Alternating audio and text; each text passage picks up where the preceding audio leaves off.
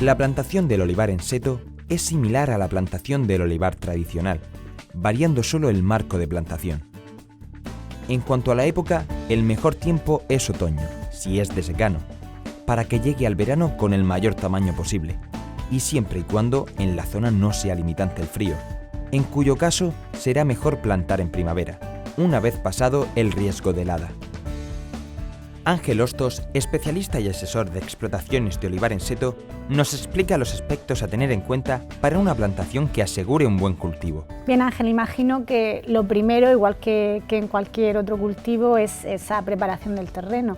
¿Qué es necesario en el cultivo de olivo? Bueno, en la mayoría de los casos lo habitual será hacer un subsolado, que será entre 60 y 90 centímetros, y dependiendo de las características del terreno será necesario hacerlo, que sea más compacto o menos, será necesario hacerlo a todo terreno o en las líneas de plantación. Además.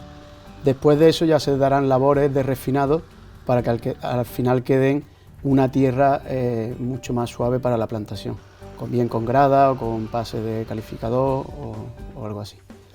Y luego también en casos concretos que tengamos algún limitante, bien de suelo muy pobre, o que haya que hacer alguna enmienda orgánica, o en suelos muy ácidos que tengamos que hacer alguna enmienda cálcica para mejorar el suelo.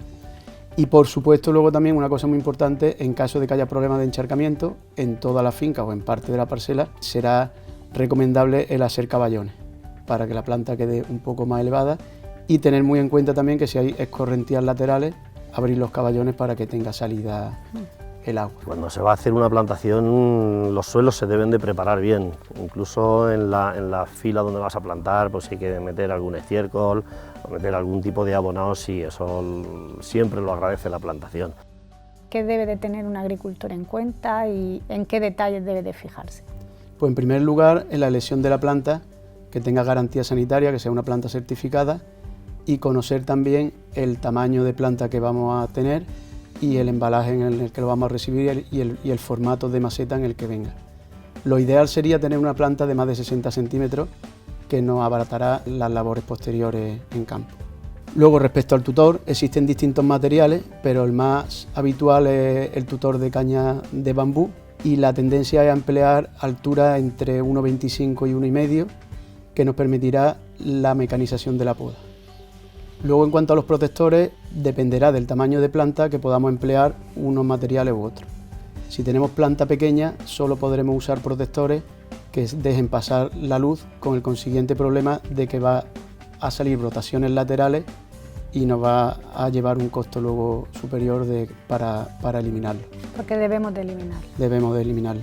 Y si contamos con una planta de más de 60, se pueden emplear de plástico, que son más económicos y que sirven para poder aplicar luego herbicidas sin problema, y que no nos van a dejar salir tampoco ramificaciones en esa altura entre los 35 y 40 centímetros que tenga de altura el protector. Una vez que tenemos ya el olivo y el tutor, tendremos que atar el olivo al tutor, para lo cual lo más normal es usar gomas de ancla del 8 que nos van a permitir llevar la planta a su desarrollo final, con 2 o 3 atados.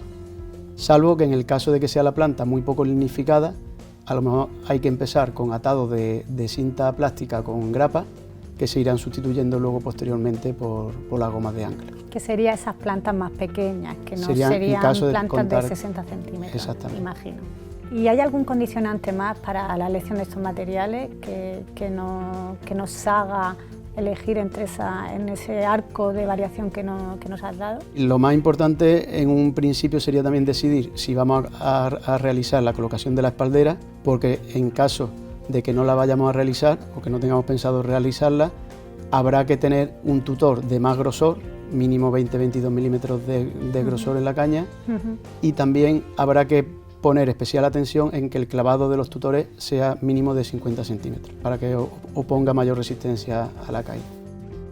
Las plantaciones sí que requieren mucha mano de obra, sobre todo cuando se hacen espaldera, con la colocación de los alambres de las cañas, ir conduciendo el eje de la planta, pues hasta que tenga estabilidad por sí sola es costoso, y hay que pasar muchas veces por cada olivo para intentar que no se vuelque. Pero bueno, también ahora tenemos el nuevo sistema de cultivo superintensivo, que no hace falta espaldera, palmeta, y que eso evita también mucha mano de obra. Es un sistema que se hace una poda por pisos, entonces en vez de poner un tutor de 2,20 m, que normalmente se pone aquí, se pone un tutor de 1 metro de altura, entonces ya no necesitamos hacer el tema de tener que poner postes, alambres y todo eso, que es un coste añadido.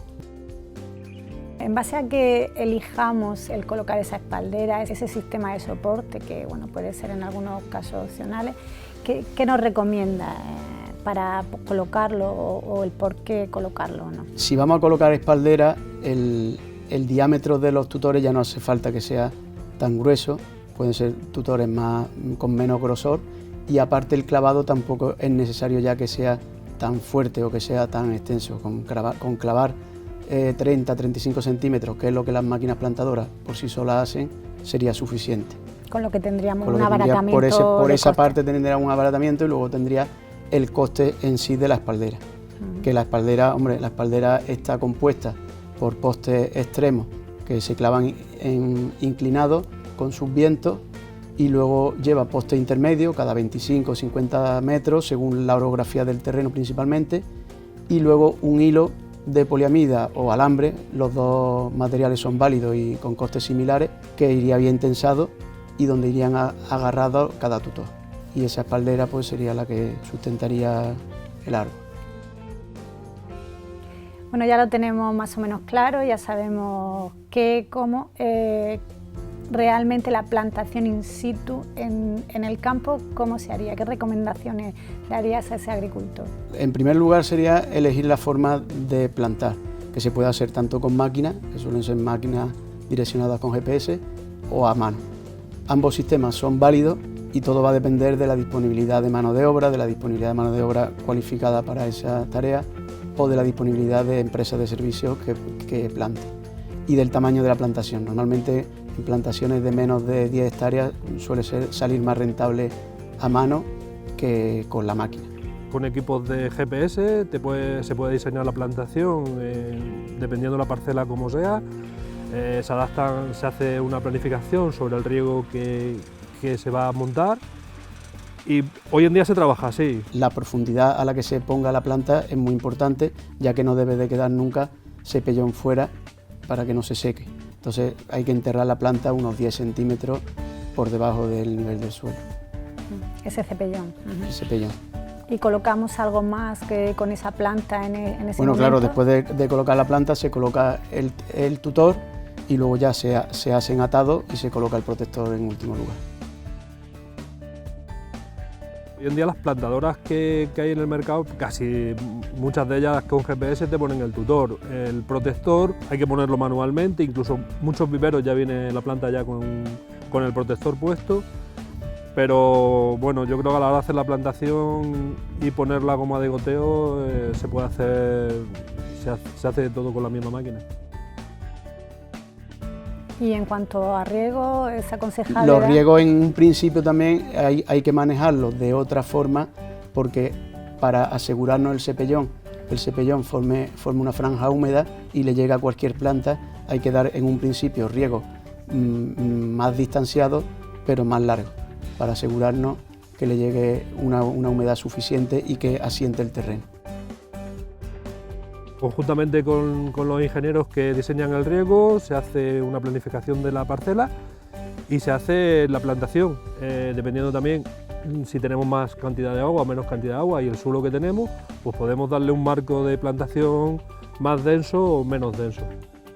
Podemos resumir que la plantación del olivar en seto es bastante sencilla y tan solo es necesario una preparación inicial del terreno para proceder a la plantación, que podemos realizar de manera mecanizada.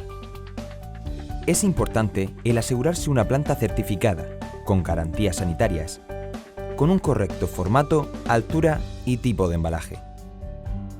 Respecto a los costes, no son elevados, pudiendo hablar de entre los 3.000 y 4.000 euros por hectárea, según sea secano o regadío, en cuyo caso habría que añadir los costes propios de riego, que de media pueden estar alrededor de los 2.000 euros por hectárea.